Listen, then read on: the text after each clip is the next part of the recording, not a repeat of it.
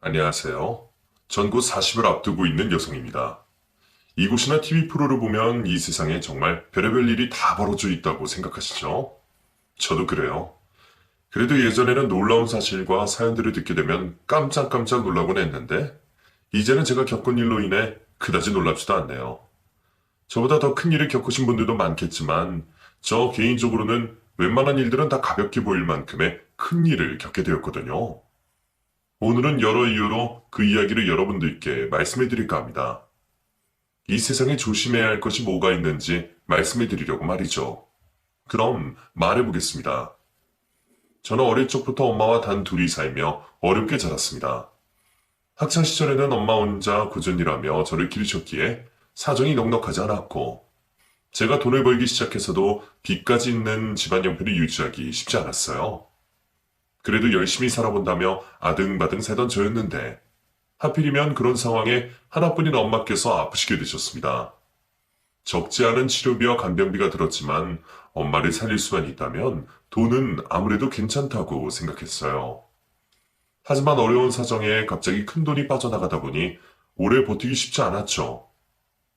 처음에는 모아둔 돈으로 병원비와 생활비를 충당했지만 엄마의 병세가 길어지며 그 생활도 오래 가지 못했습니다.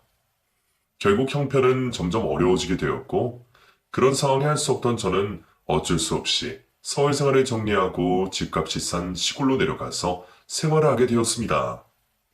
돈 걱정도 있었지만 엄마가 공기 맑은 곳에서 지내시는 게 더 나을 거라 생각했죠. 집을 정리하고 내려온 덕분에 조금은 여윳돈이 생긴 저는 그 돈으로 엄마의 치료비를 감당하며 틈틈이 일도 하며 엄마를 간병했습니다. 그리고 그렇게 일을 하던 중 한 남자를 알게 되었죠. 젊은 여자가 드문 동네이다 보니 괜히 저한테 찝적대는 시골 노총각들과 달리 그 총구석에는 있기나 아까워 보이는 남자였어요. 아는 것도 많고 매너도 좋았거든요. 동네 사람들을 통해서 알고 보니 서울에서 명문대를 나오고 좋은 회사까지 다니던 사람이라는 소문을 듣게 되었죠. 좁은 동네이다 보니 어쩔 수 없이 자주 마주치게 되었던 저희는 서로 서울이라는 연고 때문에 빨리 가까워질 수밖에 없었습니다. 저도 뜻하지 않게 하게 된 시골살이가 영 적응하기 힘들었는데 말이 통하는 사람이 있어서 즐거웠거든요. 그러다 보니 저희는 서로 자연스럽게 끌리게 되었어요. 누가 먼저랄 것도 없이 연애를 시작하며 저도 팍팍한 일상에서 작은 여유를 찾게 되었습니다. 그런데 저희가 연애를 시작한 지 얼마 되지 않아 남자친구의 어머님과 누나 되시는 분이 저를 찾아오셨습니다. 아가씨가 우리 승학이 만나는 사람이 있죠. 우리 승학이가 이 동네에서 누굴 만난다 하기에 궁금해서 찾아봤어요. 아, 네. 승학 씨랑 교제 중인 이정현이라고 합니다. 서울에서 지냈다고 들었는데 거기서 뭐 했어요? 뭐 하다 갑자기 이 동네까지 내려왔어? 뭐 연고라도 있나? 고향? 아니요. 원래는 쭉 서울에서 살았고 그때는 그냥 회사 다녔어요. 여기 내려온 건 어머니가 아프셔서 요양할 겸 겸사겸사 내려온 거예요. 그러다가 승학 씨를 알게 되어서 만나게 되었고요. 그렇구나. 어쩐지 둘이 닮은 구석이 있는 것 같네. 안 그래도 승학이도 서울 세대가 내려와서 여기 아는 사람이 많지는 않거든요. 고향이라고 해도 여기 젊은 사람들은 다 객지로 나갔으니까. 그런데 이렇게 마음 통하는 젊은 사람끼리 잘 만나면 좋지 뭐. 아직 깊은 관계도 아닌데 갑자기 찾아오셔서 이것저것 물어보시기에 당황스러웠지만 다행히도 저를 좋게 봐주시는 듯 해서 안심이었습니다. 그 후로도 저희는 별일 없이 연애를 이어나갔고 남자친구는 아픈 엄마 모시며 힘들게 사는 제게 누구보다 힘이 되어주는 사람이었어요. 매일 지쳐가는 일상의 유일한 낙이었죠. 그때는 엄마랑 남자친구만 있으면 어떻게든 버틸 수 있을 것 같았는데 안타깝게도 결국 엄마가 먼저 세상을 떠나시고 마셨습니다. 병원에서도 점점 가망 없다는 얘기만 하기에 마음의 준비를 하려 했지만 아무리 그래도 부모님이 돌아가신다는 건 적응이 되지 않는 일이었어요. 그렇게 엄마를 떠나보낸 저는 혼자가 되었고 힘들었던 그 시간을 견딜 수 있게 해준 건 다름 아닌 승학 씨였습니다. 그런 남자친구와 저는 결혼까지 약속하게 되었죠. 가장 힘든 시기에 힘이 되어 주었던 사람이기에 이제는 저도 그 사람과 평생을 함께하고 싶었거든요.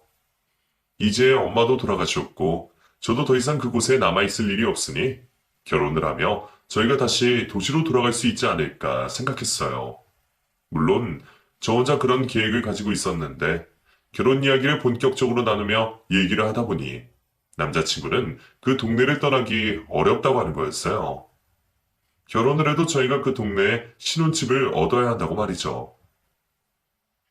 왜? 승학씨도 다니던 회사 그만두고 내려온 거고 서울 생활 그리워하잖아.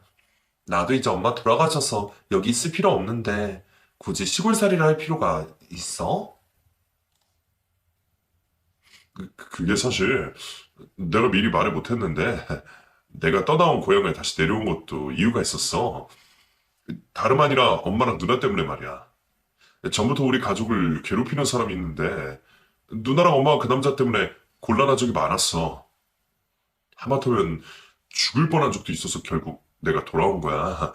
그런데 내가 다시 동네를 떠난다고 하면 엄마나 누나가 많이 불안해하겠지. 그래서 나는 여기 있어야 할 것 같아. 알고 보니 그동안 시댁 식구들에게 말 못할 고민이 있었더라고요.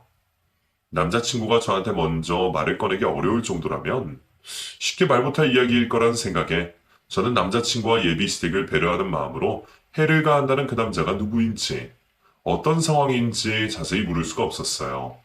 그래도 남자친구와 앞으로 가족이 될 시댁 식구들을 생각해서 제가 남자친구의 사정을 이해하기로 했죠. 결혼을 해도 그 동네에 계속 남고 시댁 근처에 자리를 잡기로 말이에요. 그런데 결혼 이야기가 나오자 상황이 달라지고 말았습니다. 분명 저희가 만나는 동안 별말 없이 지켜보셨던 시어머니와 시누이가 저희가 결혼을 하겠다고 하자 갑자기 결혼 반대를 하셨던 거죠. 왜 반대를 하시는 건지 물어봐도 이유도 말씀 안 하시고 반대만 하시니 더욱 당황스러울 수밖에 없었습니다. 그래서 처음에는 그냥 잠깐 마음이 싱숭생숭하셔서 그러시는 건가 싶었어요. 시댁에서 유일한 남자였던 남자친구가 집안의 기둥 같은 존재였기 때문에 결혼을 하고 집을 떠나면 단둘이 남게 되실 시어머니와 시누이가 단둘이 남겨지시는 걸 걱정해서 결혼을 반대하시는 건가 해서요. 하지만 이미 시댁 사정을 들었기에 저희는 결혼을 해도 동네를 떠날 생각이 없었고 제가 직접 찾아가서 결혼 후에도 남아있을 거라 설명까지 드렸습니다. 어머니, 혹시 승학 씨랑 제가 서울로 떠날까봐 걱정을 하시는 거면 그런 걱정은 안 하셔도 돼요. 저희 이미 여기서 자리 잡기로 마음 먹었고 결혼해서도 가족들과 멀어질 생각 없어요. 제가 잘할 테니까 염려 마세요. 누가 너 잘못할까봐 걱정이라 그랬니? 그냥 너희들이 결혼하는 게 안 된다는 거다. 네 결혼은 안 되니까 고집부리지 말어. 어머니, 대체 왜 그러세요? 반대를 하시는 거면 이유라도 말씀해 주셔야죠. 엄마가 싫다 하잖아. 반대하는 거야 우리 마음인 거지. 괜히 사람 불편하게 자꾸 찾아오지 말고 결혼은 포기해요. 아무래도 우리 집이랑 그쪽은 안 맞는 것 같으니까. 결혼 전부터 말도 안 통하는데 이런 결혼 굳이 해야겠어? 시누이까지 제게 냉담하게 하시며 반대를 하시는 걸 보니 분명 이유가 있을 것 같은데도 이상하게도 두 분은 별 이유도 없이 이해되지 않는 억지를 부리셨어요. 제게 뭔가 부족한 게 있었거나 마음에 안 드시는 게 있어서 그러시는 거라면 고쳐볼 생각도 있었는데 아무 말도 안 하시니 어떻게 해볼 도리도 없었죠. 남자친구도 처음에는 가족들이 자기 때문에 염려하는 거라 생각하며 여러 번 설득에 나섰습니다. 우리 집 식구들이니까 내가 잘 얘기해 볼게. 그 전까지는 아무 문제 없었는데 갑자기 이러시는 거 보면 분명 뭔가 이유가 있을 거야. 아니라 그래도 우리 결혼 꼭 할 거니까 걱정하지 마. 그렇게 혼자 식구들의 마음을 돌리기 위해 고군분투하던 남자친구는 노력 끝에도 말이 통하지 않았는지 결국 화를 내며 결혼을 통보했습니다. 다들 이유도 말없이 반대만 하면 그만이에요? 그렇게도 싫으시면 저도 더 설득할 생각 없습니다. 제 인생이고 제 결혼이니까 그냥 제가 알아서 할게요. 우리끼리 쉬고 올릴 테니까 오기 싫으시면 오지 마세요. 그리고 이렇게 된 거 저도 서울 다시 올라가서 신혼살림 차리겠습니다. 남자친구가 둘이서라도 결혼식을 올리겠다고 내지르자 그제서야 어머니는 저희 결혼에 허락해 주셨습니다. 결국 이렇게 될 걸 왜 그러셨을까 궁금했지만 그래도 허락을 해주셨으니 저희도 더 캐묻지 않기로 했어요. 아들과 연이 끊길까봐 마지못해 허락하셨을까 싶어서 결혼을 하면서도 마음이 불편하기는 했지만 다행히 결혼 후에는 생각보다 큰 문제가 없었어요. 반대하는 결혼을 했으니 여전히 나를 못마땅해 하고 시집살이를 당하는 게 아닌가 했는데 그런 염려와 달리 저는 오히려 시어머니와 시누이와 잘 지냈습니다. 집이 가까워서 왕래가 잦기도 했고 두 분이 심심하신지 저희 집에 자주 찾아오셔서 같이 시간을 보내는 일이 많았거든요. 자주 보다 보니 자연스럽게 금방 가까워질 수 있었고 저는 다행이라 생각하고 있었습니다. 그런데 결혼 생활이 얼마 지나고 나서부터 이상한 일들이 생겼어요. 시어머니와 시누이의 남편까지 저를 뺀 셋이서 주말마다 따로 어디론가 가고 있었던 겁니다. 처음에는 남편이 가족들과 지인인지 먼 친척인지 어디 다녀올 곳이 있다고 하기에 그런가 보다 하며 더 묻지도 않고 별 생각 없이 보냈는데 그 일이 매주 반복되다 보니 저도 캐물을 수밖에 없었어요. 다들 매주 어딜 그렇게 가세요? 저한테는 알려주지도 않으시고요. 먼 친척이 누구예요? 친척이 그냥 친척이지. 그냥 일 좀 도와드리러 가는 거야. 올케는 신경 안 써도 돼? 무슨 일인데요? 저도 같이 가면 안 되나요? 도와드릴 일 있으면 저도 같이 하면 좋잖아요. 저도 갈게요. 괜찮다니까 뭘 따라가. 아니, 실은 먼 친척이 아니고 우리 시댁 어른댁이야. 도와드릴 일이 있어서 같이 가는 건데 우리 시댁인데 올케가 갈 수는 없잖아. 올케는 걱정하지 말고 그냥 집에서 쉬고 있어. 승환이는 금방 보낼게. 일손을 도울 일이 있다며 남편을 매주 데려가시기에 그럴 거면 저도 같이 가겠다고 하는데도 시누이는 저는 올 필요 없다며 굳이 반대를 하며 저를 데려가지 않았습니다. 사돈댁에 가신다고 하니 저도 더 이상 따라가겠다고는 할 순 없지만 처음에는 친척집이라고 했다가 사돈댁이라고 했다가 무슨 일인지 설명도 해주지 않고 그런 게 이상하긴 했어요. 그러고 보니 남편과 연애를 하던 때에도 종종 주말에 집안일이 있다며 약속을 잡지 않던 적이 있었는데 아마 그게 이거였나 싶었습니다. 그럼 대체 언제부터 언제까지 일을 도야 하는지 알 수 없으니 저는 답답할 수밖에 없었죠.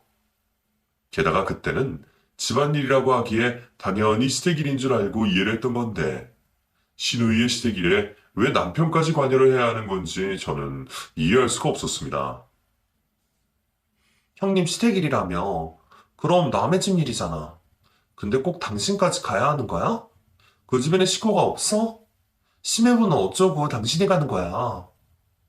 매형은 주말에도 일을 하잖아. 내가 매형 대신 도와드리는 거야. 그리고 누나 일인데 어떻게 남의 집 일이야? 당신은 형제자매한테 일 있는데 그렇게 생각할 수 있어? 서로 다 돕고 사는 거지. 너무 섭섭해하지 마, 어? 남편까지 시누이 편을 들며 셋이 매번 집을 비우다 보니 저는 당연히 불만이 생길 수밖에 없었습니다. 제가 보기에는 별로 중요한 것 같지도 않은데 와이프는 집에 두고 남들만 챙기는 남편이 야속하기도 했죠. 무슨 일인지 자세하게 설명이라도 해줬더라면 제가 걱정을 덜었을 텐데 그마저도 아니었으니까요. 그래서 저는 직접 알아내보려 남편을 몰래 따라가 보려고 했습니다. 그런데 그때마다 시어머니가 어떻게 하시고는 꼭 저를 붙잡으셨어요. 얘, 너 어딜 가려고 그러니? 설마 우리 따라오려는 건 아니지? 승학이 쫓아가려고 그러는 거니? 어? 어머니가 어쩐 일이세요? 어머니는 같이 안 가세요? 아니 너 자꾸 왜 그러니? 네가 신경 쓸 일이 아니라는데 왜 몰래 사람들이 밝기까지 하려고 그래? 설마 네 남편이 뭐 바람이라도 필까봐 그러냐? 우리가 같이 있는데 그럴 걱정을 뭐하러 해? 그냥 가족 일이라니 그러네. 근데 아무도 설명도 안 해주시고 저만 따돌리시니까 궁금하잖아요. 너는 세상에 궁금할 것도 참 많다. 따돌리긴 누가 따돌려. 귀한 며느리 괜히 고생 안 시키려고 그러지. 그냥 별것 아니고 사돈댁 일 도와주러 가는 건데 그 집 일이라서 자세히 설명을 하기가 못해서 그래. 결국 남편 뒤도 밟지 못하고 남편에게 계속 캐물어봤지만 남편은 끝까지 말을 아끼며 핑계만 대고 있었습니다. 하지만 무슨 얘기를 들어도 모두 핑계같이만 들렸죠. 그렇게 남편에 대한 의심이 매일 하루가 지나갈수록 커져가고 있을 때 충격적인 전화를 받게 되었습니다. 남편이 사망을 했다는 전화였죠.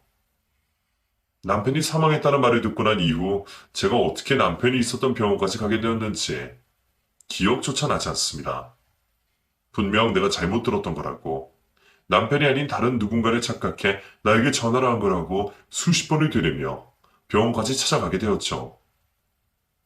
정신없이 찾아간 병원에 도착하여 내 남편의 이름을 대고 간호사를 따라갈 때까지도 믿지 않았어요. 이렇게 허망하게 내 곁을 떠나갈 사람이라고 생각하지 않았으니까요. 아닐 거라고 생각을 하고 있던 도중 눈앞에 어머님과 신우이가 보였습니다. 저보다 먼저 도착하여 어두운 표정을 짓고 있는 두 사람을 보자 급격하게 마음이 불안해지기 시작하며 심장이 조여오기 시작했어요. 어머님, 그리고 형님은 여기 어쩐 일이세요? 설마 저처럼 그 연락 받으신 거예요? 그게 괜찮은 거죠? 아무 문제 없는데. 이 사람들이 그냥 호대 같다는 거죠? 네? 그 사람이 왜 죽어요? 얼마나 건강한 사람인데. 오늘 아침에도 멀쩡하던 사람이 어떻게 하루도 안 지나서 죽겠냐고요. 잘못된 거 맞죠, 어머님? 네? 왜 아무런 대답이 없으세요? 제발, 그이가 괜찮다고 해주세요. 형님, 그게 괜찮은 거 맞죠? 어머님과 신우이는 제가 묻는 대답에도 아무런 말이 없었습니다. 제발 대답해달라는 제 간절한 부탁에도 두 사람은 제 눈마저 피하며 입을 다물고 있었죠. 결국 제 두 눈으로 마주하기 싫었던 현실을 확인하게 되었습니다. 멀쩡하던 남편이 차가운 시신이 되어 차가운 영안실 침대 위에 누워 있었죠. 보고 있으면서도 믿을 수가 없었습니다. 발견이 늦게 된 건지 이미 핏기 하나 없는 모습으로 차갑게 식어 있는 남편이었지만 당장 저에게 일어나 장난이었다며 말을 걸어올 것처럼 보였어요. 하지만 남편은 제 애타는 외침에도 불구하고 어떠한 미동이 없었습니다. 이미 이 세상 사람이 아니었으니까요. 남편의 죽음을 정면으로 마주하고 난 뒤 정신을 놓은 사람처럼 멍하니 의자에 앉아 병원 천장만 바라봤습니다. 어떻게 이런 일이 있나 싶더라고요.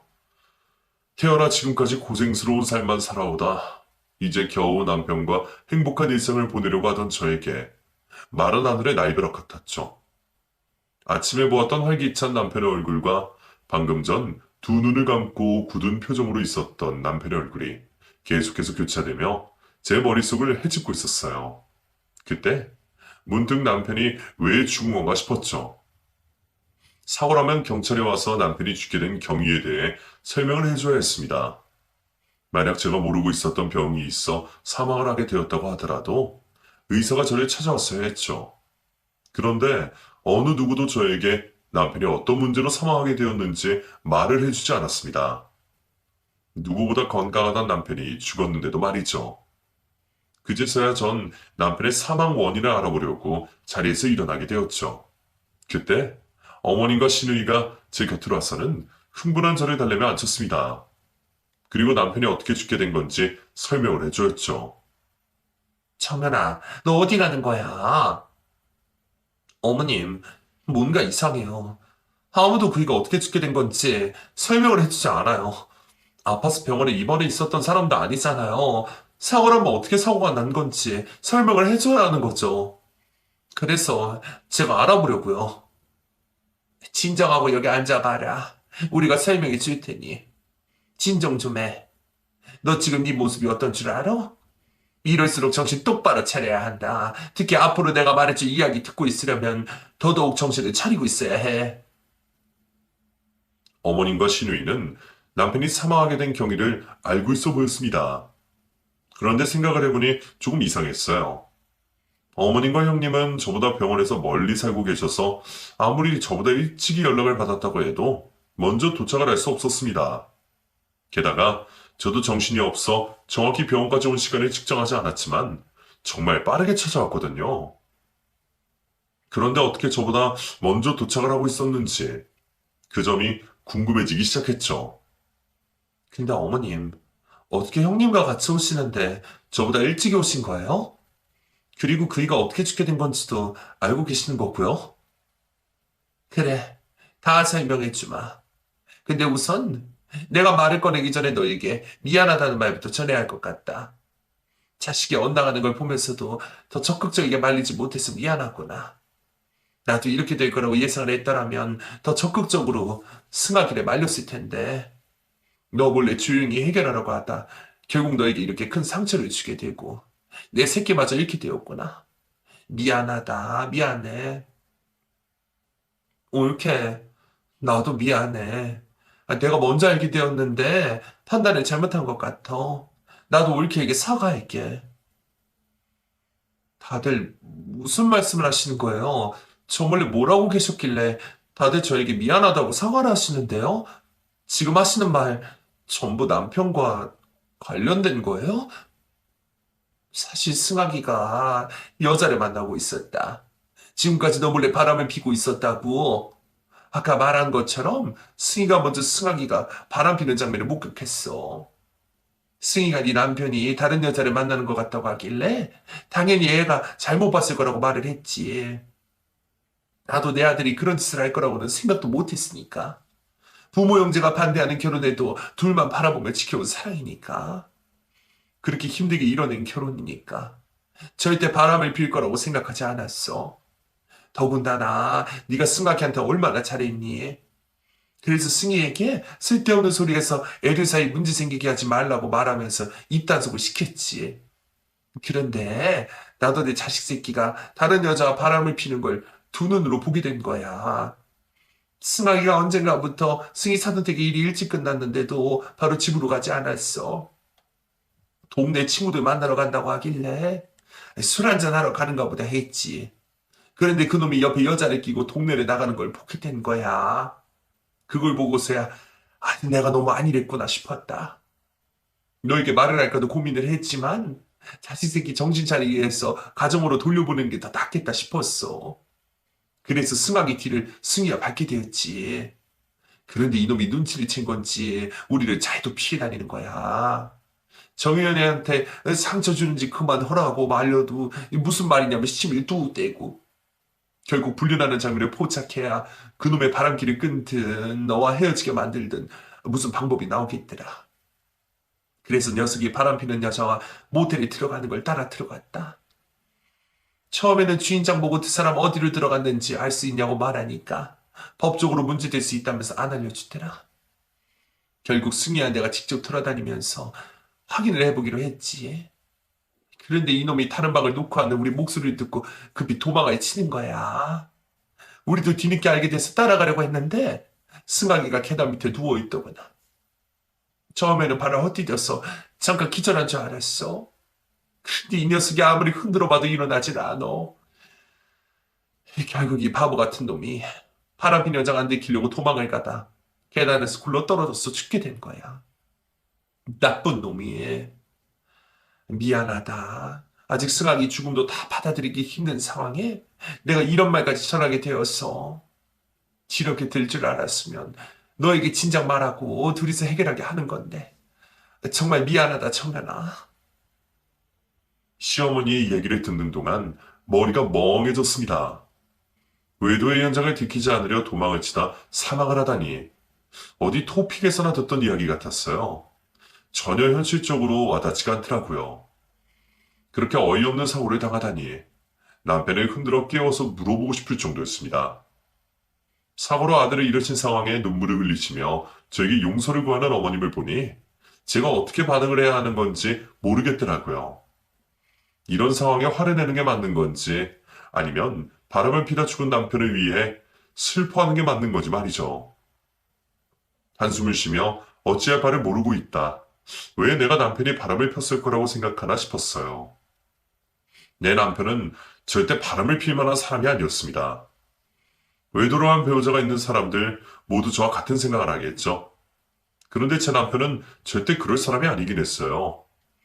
구차하게 거짓말하고 제 눈을 피해가며 외도를 할 바에는 당당히 사랑이 식었다고 말을 하며 이혼을 요구했을 남편이었습니다. 거기다 평소에 연애를 하는 연인 사이에도 바람을 피는 걸 절대 이해하지 않는 성격의 소유자였어요. 그런 사람이 두 사람과 쫓고 쫓기는 도주극까지 펼쳐가며 바람을 피고 있었다? 이건 좀 이상하다고 생각하게 되었죠. 그래서 슬퍼하고 있는 어머님과 형님에게 남편이 바람을 피고 있었다는 증거를 보여달라고 했습니다. 갑자기 너무 많은 일들이 벌어지고 있었다는 걸 알게 되어서 혼란스럽네요. 솔직히 승학 씨가 바람을 폈다는 말을 믿지 못하겠어요. 어머님과 형님께서 더 잘 아실 거 아니에요. 그 사람이 다른 여자에게 관심을 보일 만한 사람이 아니라는 걸요. 관심이 생겼다고 해도 저보고 이혼해달라고 직설적으로 말할 사람이에요. 지금까지 남편 뒤를 밟았다고 하신다며 그 사람이 외도를 저질렀다는 증거는 있을 거라고 생각했는데 그 증거들 볼 수 있을까요? 정연아, 우리도 정신이 없어. 증거는 어디인가는 있겠지만 그게 어디에 있는지 생각이 나지 않는다. 나도 내 아들을 잃은 사람이고 승희도 동생을 잃은 상황이야. 네가 현실을 못 받아들이는 건 내가 이해하지만 현실이 그래. 나도 우리 승학이가 그런 부끄러운 아들로 생을 마감하기는 원하지 않는다고. 내가 장례 치르고 나서 우리가 모아온 증거 보여주마. 우선은 승학의 장례부터 어떻게 치를지 생각하자. 정 네 마음이 좋지 않다면 장례를 우리끼리 치르도록 하마. 아니요. 장례 치르더라도 사실관계를 확실히 알아야 치를 수 있을 것 같아요. 지금 이 상태로는 남편을 애도하지도 미워하지도 못하는 마음으로 장례를 치러야 하니까요. 증거 뭐가 있는지 어디에 있는지 기억나지 않으신다면 승학 씨가 바람핀 여자 좀 알려주세요. 또 남편이 죽은 모텔이라도 알려주시고요. 제가 남편의 외도에 대한 문제를 가지고 물고 늘어지자 두 사람은 표정이 싸늘하게 굳어가기 시작했습니다. 그러면서 저에게 동네 분위기를 모른다며 조용히 남편의 장례를 치르자고 했죠. 정연아, 승학이 죽은 마당에 그런 것도 알아서 뭐 하려고 하니? 이미 다 끝난 상황인데 네가 알려달라는 거 전부 알려줄 수 있어. 그런데 너야 승학이 보내고 네 살길 찾으러 이곳을 떠나면 되겠지만 우리는 여기서 계속 살아가야 하지 않니? 그러면 주변 사람들이 신경을 쓸 수밖에 없어. 지금 이번 일도 우리가 조용히 끝내려고 얼마나 애를 썼는데 그렇게 해. 너 도시에서 살다 잘 모르겠지만 이런 곳은 이웃 간에 동네 사람들 간에 시시비비 따지려고 들었다가는 살 수가 없다. 손해보는 건 우리고 사람들 입방에 오는 건 우리라고. 괜히 들쑤시고 다녔다 복잡하게 만들지 말고 조용히 끝내자. 너 설마 네 남편이 다른 이유로 이렇게 된 것 같아 이러는 거야? 그건 정말 아니야. 내가 확인시켜 줄 수 있어. 맞아, 옳게. 내가 의사 선생님이라도 불러올까? 아까 사망신고 받을 때 직접 사망 사유에 대해서 설명까지 해주셨다고. 너무 어이가 없는 사유라 믿기 힘들겠지만 승학이 모텔에 굴러떨어져서 사망한 거 맞아. 우리 엄마 말대로 우리 생각해서 얘기했어. 그만해줘. 승학이에 대해서 샅샅이 밝혀봐야 우리가 더 부끄러워지고 힘들어진다고. 엄마랑 내가 승학이가 올케에게 잘못한 행동 대신 사죄할 테니 제발 그러지 말아줘. 두 사람이 끝까지 말을 해주지 않는다면 남편이 외도한 상대와 모텔을 알아내기는 힘들었습니다. 결국 의사 선생님께 남편이 죽게 된 내용을 확인하게 되었죠. 네, 제가 이승학 씨 병원으로 도착하고 직접 확인해서 유가족분들에게 사망 신고해드렸습니다. 그런데 어쩐 일로? 다름이 아니라 저희 남편 사망 사유가 궁금했어요.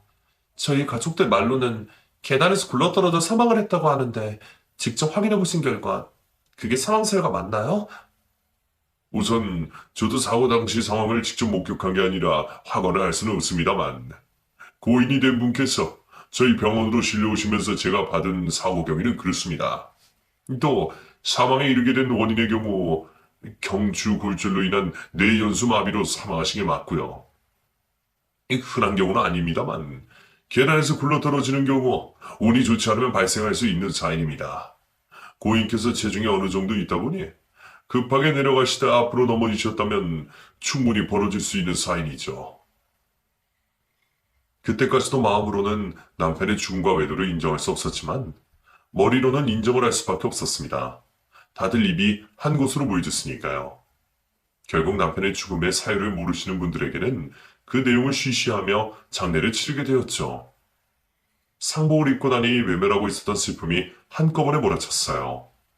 눈물을 흘려가며 조문객들을 맞이해야 했죠. 배가 고픈 것도 모르고 졸린지도 몰라 남편 장례식을 치르는 내내 눈물만 짓고 있었습니다. 이런 상황에 저에게 힘이 되어 주었던 유일한 사람들은 어머님과 신우이였죠. 내 새끼 죽었다고 슬퍼해줘서 고맙다만 이런 놈이 뭐가 예쁘다고 네가 이렇게 힘들어하니? 네가 장례 치를 필요도 없다는데 너무 슬퍼 마라.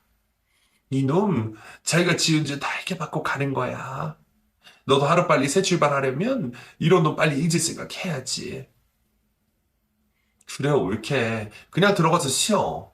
바람핀 놈 뭐가 예쁘다고 이렇게까지 몸 상하고 마음 상하고 있어. 집에 가는 게 좀 그러면 옆에 방에 들어가서 잠이라도 자. 저놈 때문에 몸까지 상하면 어쩌려고 이래. 두 사람을 잠도 자지 않고 밥도 먹지 않는 저를 걱정하며 장례식장에 딸려있는 작은 방으로 데려가 제가 쉴 수 있게 해줬습니다. 두 사람이 하는 행동에 거절할 힘도 없었던 저는 누워서 눈만 깜빡이고 있었죠. 그렇게 한참을 눈만 뜨고 있던 도중 조문객도 찾지 않는 늦은 새벽이 되었어야 다시 일어나 남편의 영정사진이 있는 빈소로 가려고 했습니다.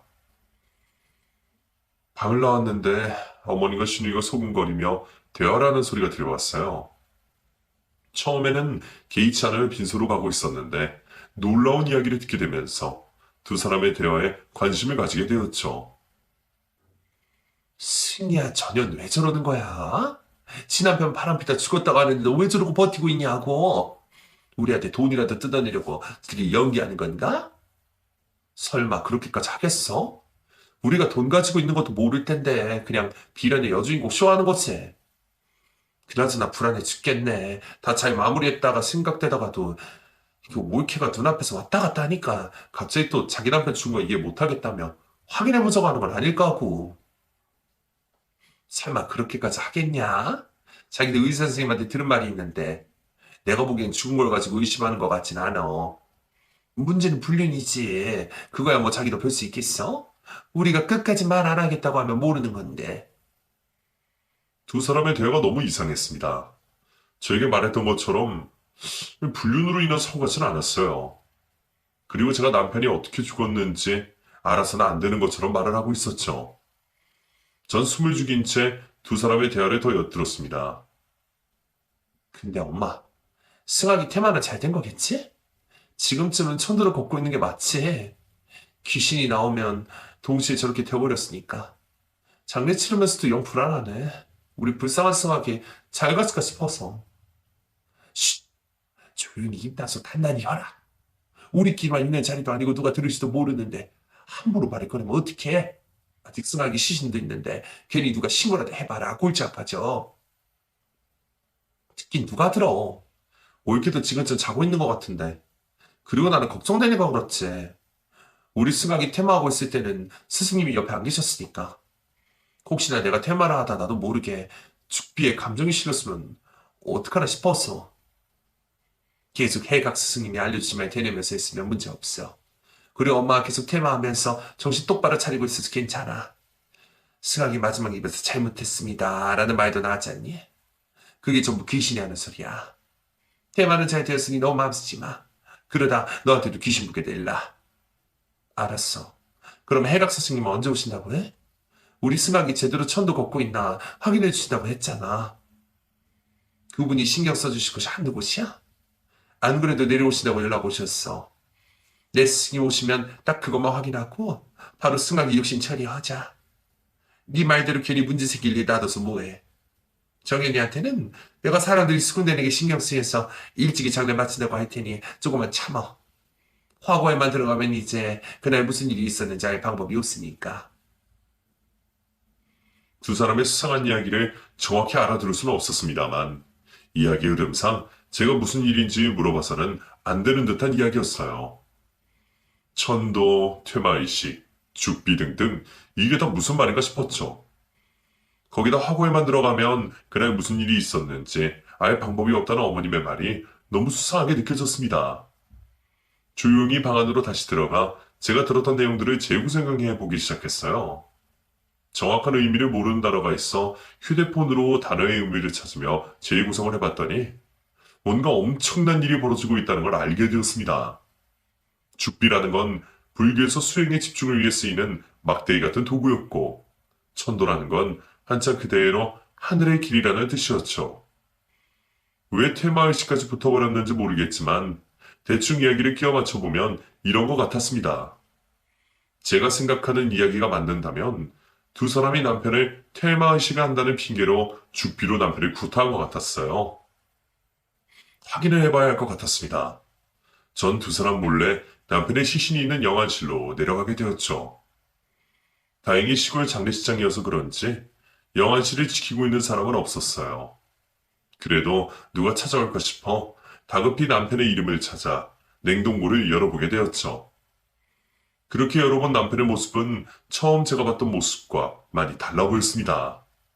그때는 너무 정신이 없어 눈에 들어오지 않던 수상한 상처들이 보이기 시작했죠. 마치 아무 일도 없다는 듯한 표정을 짓고 있는 남편의 얼굴과 달리 몸 이곳저곳은 계단에서 굴러떨어져 생겼다고 볼 수 없는 상처들이 한가득 있었습니다. 비정상가인 제가 봐도 단순한 사고 같지 않은 몸 상태인데 어떻게 사고사로 처리가 되었는지 이해가 되지 않을 정도의 처참한 모습이었죠. 우선 이대로 있으면 안 될 것 같았어요. 두 사람의 이야기를 들어보면 늦어도 내일 중으로 남편의 시신을 처리할 예정인 듯 했습니다. 전 바깥 통로를 한 번 더 살피고 영안실에 있었던 천을 이용해 남편을 병원 밖으로 끌고 가기 시작했죠. 영안실 입구 앞으로 바짝 차를 주차시킨 다음 남편을 차에 태웠습니다. 무작정 남편을 데리고 나왔는데 어디로 가야 할지 모르겠더군요. 차에 들의 고개를 받고 고민을 하다 경찰서가 가장 낫겠다 싶었습니다.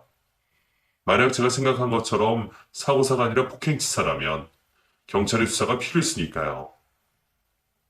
전 남편의 시선을 빼돌려 차를 타고 멀리 있는 경찰서로 향했죠. 작은 동네 아는 사람들끼리 연락이 닿을까 싶어 멀리 있는 군 경찰서까지 찾아갔습니다. 도착을 하자마자 형사과로 찾아가 아무나 붙잡고 수사를 해달라고 부탁을 하게 되었죠. 다들 절 미친 사람쯤으로 생각하는 듯 했어요. 상복 차림에 눈은 반쯤 돌아가 있었으니 말이죠.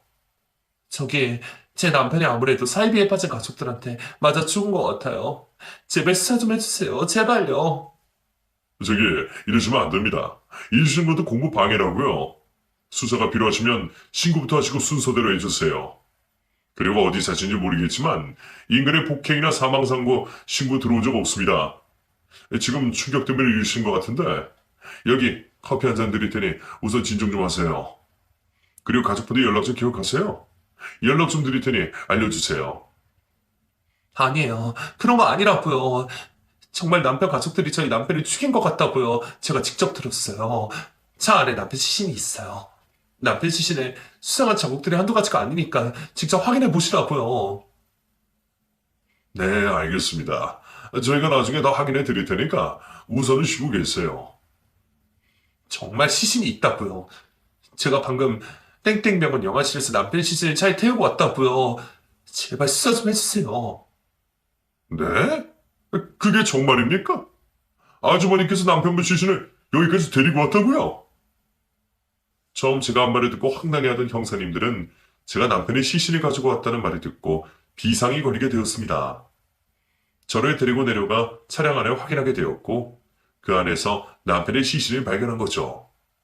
남편의 시신은 급히 인근 병원으로 경찰들과 함께 옮겨졌고 전 수사를 받게 되었습니다. 그 자리에서 남편의 시신을 여기까지 데리고 온 이유에 대해서 설명하게 되었죠. 형사분들은 남편의 시신을 발견한 후에도 제 이야기를 쉽사리 믿어주지 않았습니다. 물론 처음 제 이야기를 들었을 때보다는 더 조심스럽게 듣긴 했지만 누가 봐도 쉽게 믿기는 힘든 이야기였기 때문에 조심스러워하고 있었죠. 그때 한 통의 전화로 인해 상황이 급변하기 시작했어요. 남편의 시신을 확인해 본 결과 단순 사고로 발생한 흔적이 아니라는 게 밝혀진 거죠. 전 다시 한번 두 사람의 대화 내용을 자세히 말하며 형사분이 묻는 질문에 성실하게 답변을 하게 되었어요. 이후 남편의 수상한 사망 선고 처리와 몸에 남아있는 폭력의 흔적으로 수사가 진행될 수 있었습니다. 그리고 수사가 된 지 한참이 지나 충격적인 수사 결과가 확인되었죠. 시모와 신우이 그리고 남편까지 모두 사이비 종교에 빠져 있었습니다. 정확히 말하면 사이비 종교가 아니라 자신이 스스로 깨달은 자리라고 주장하고 있던 해각이라는 사람을 믿고 있었던 거죠. 그런데 저와 결혼을 계획하고 나서부터 남편이 점점 그 해각이라는 사람의 중심에서 우리 가정에 대해 집중을 하게 되니 그 점이 마음에 들지 않았던 모양입니다. 해각이라는 사람과 시모, 시누이 모두 다 말이죠. 자신들 기준에 엇나가는 남편을 다시 바로잡아보려 했지만 자신들이 원하는 대로 따라주지 않았던 것 같습니다. 이런 상황을 그 해각이라는 사람이 이용을 한 거죠. 남편에게 귀신이 붙어 있다. 퇴마의식을 통해 정화를 시켜야 한다고 말이죠. 시모와 시누이는 그 무서운 말에 맹신을 했고 해각을 믿는 신자가 운영하고 있는 모텔로 데려가 자신들만의 퇴마의식을 한 거고요. 애초에 경찰 조사 결과 남편은 집에 떠나자마자 두 사람을 만나 모텔로 들어갔고 그곳에서 온몸이 묶인 채 일방적인 폭행을 당했습니다. 거의 한나절 가까이 말이죠. 쉬지도 않고 연속되었던 폭행으로 건장한 남편의 온몸에는 멍이 들었고 혈관과 조직이 파열되어 외상성 쇼크로 사망하게 된 거였습니다. 남편이 쓰러지자 당황한 시모와 시누이는 이를 자신들이 믿는 해각이라는 사람에게 알렸고 그 사람은 남편이 정화가 되며 자신들이 믿는 천상으로 올라갔다고 거짓말을 한 거죠. 또 그 말을 두 사람은 믿었던 거고요. 이후 해각이라는 사람은 자신들의 죄를 숨기기 위해 남편을 두 번 죽이기로 계획합니다. 최대한 조용히 장례를 치를 수 있게 남편이 수치스러운 짓을 하다 죽은 것처럼 말을 만들어낸 거죠. 사망한 곳도 그 사람을 믿고 따르는 사람이 운영하는 곳이었기 때문에 말을 맞추는 건 어려운 일이 아니었습니다. 또 사망 선고라는 의사마저 해각이라는 그 사람과 이해관계가 얽혀 있는 사람이었어요. 그래서 남편의 죽음의 사유를 조작한 거죠. 듣고도 믿을 수 없는 내용들이었습니다. 실체도 없는 귀신을 핑계를 대고 내 남편을 죽였다는 게 말이죠. 거기다 남편을 죽인 사람들이 그 누구보다 남편과 가까웠던 가족들이었다는 말에 그 사람들이 무섭기까지 했어요. 잘 짜여진 각본처럼 이루어진 남편의 죽음을 하마터면 밝혀내지 못할 뻔했습니다. 그런데 한 가지 더 놀라운 사실이 있었어요. 남편은 사실 해각이라는 그 사람을 믿은 적이 없었고 시모와 시누이를 구해내려고 두 사람을 쫓아다니고 있었던 겁니다. 물론 남편 역시 처음부터 두 사람이 종교에 빠져있다는 걸 몰랐던 것 같습니다. 시모 주위에 남자가 맴돈다는 말을 믿고 있었으니까요. 그때는 시모가 자신을 포섭하려고 한 말인 줄 몰랐지만 시간이 지나면서 두 사람의 속셈을 알게 되었던 것 같았습니다. 이후 두 사람을 구해내려고 세뇌를 당한 것처럼 행동을 하고 있었던 거죠. 그런데 제가 나타나게 되면서 꼬여버리게 된 겁니다. 남편은 모든 사실을 저에게 털어놓을 수 없었던 것 같습니다. 저마저 일에 휘말려버리면 큰일이 생길까 싶어 걱정을 한 흔적이 보였다고 했으니까요. 그래서 혼자서 일을 해결해보려다 결국 이런 끔찍한 일을 당하게 된 거였죠. 남편도 자신의 가족의 손에서 죽임을 당할 거라고는 예상하지 못했을 거예요.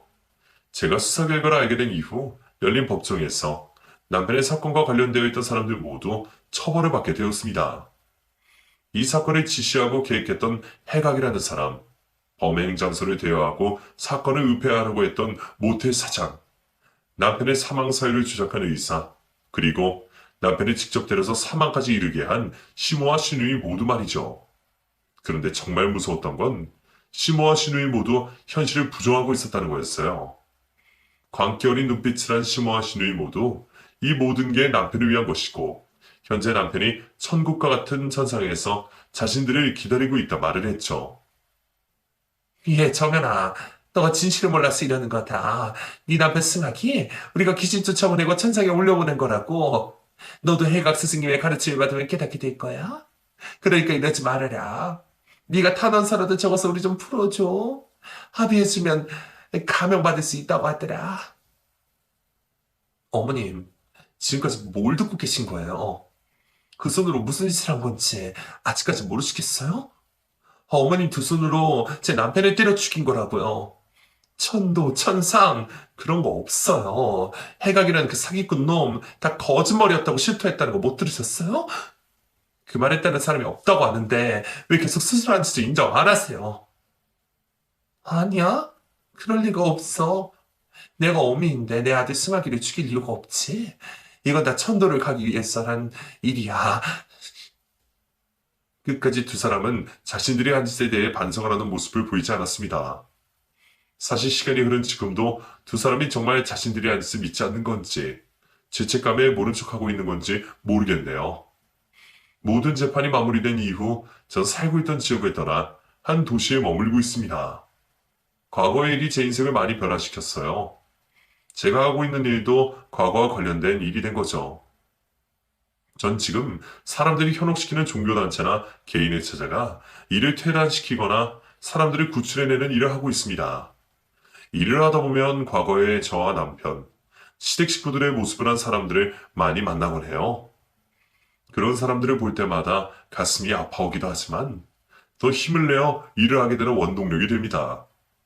잘못된 종교나 사상에 빠진 사람들의 가족들을 보면 하나같이 자신의 가족이 그러고 있을 거라고는 절대 예상하지 못했다고 말을 하곤 해요. 저 역시 그랬으니 누구보다 그 심정을 잘 알고 있고요. 여러분들께서도 오늘 제가 한 이야기를 스쳐 지나가는 남의 일로 생각하지 마시길 바랍니다. 그리고 항상 가족들에게 많은 관심을 기울여 약해진 마음을 틈타지 못하도록 살아가셨으면 하네요. 그럼 제 이야기를 들어주셔서 감사하고 전 이만 글을 마치도록 하겠습니다. 감사합니다.